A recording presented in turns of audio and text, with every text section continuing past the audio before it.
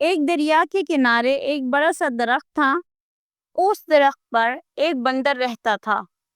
وہ ہر روز پھل کھاتا اور خوشی خوشی زندگی گزارتا۔ دریا میں ایک مگرمچھ بھی رہتا تھا۔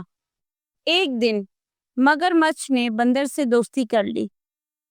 بندر روز درخت سے میٹھے پھل توڑ کر مگرمچھ کو دیتا۔ دونوں اکثر باتیں کرتے اور وقت گزارتے۔ ایک دن مگرمچھ کی بیوی نے کہا، میں بندر کا دل کھانا چاہتی ہوں کیونکہ وہ اتنے میٹھے پھل کھاتا ہے، اس کا دل بھی میٹھا ہوگا۔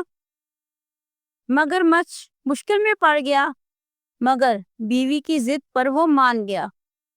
اگلے دن مگرمچھ بندر کے پاس گیا اور کہا، دوست، آج میرے ساتھ دریا کے اس پار چلیں، میں آپ کو اپنی بیوی سے ملواؤں گا۔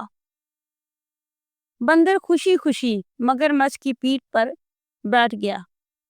جب وہ دریا کے بیچ پہنچے تو مگرمچھ نے سچ بتا دیا کہ وہ اس کا دل چاہتا ہے۔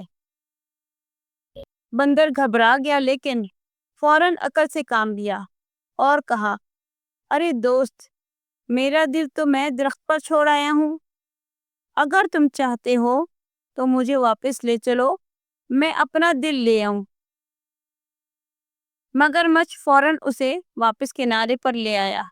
جیسے ہی بندر درخت پر چڑھا تو وہ ہنس کر بولا، بے وقوف مگرمچھ، دل کبھی جسم سے الگ نہیں ہوتا، تم نے لالچ میں اپنی دوستی بھی کھو دی۔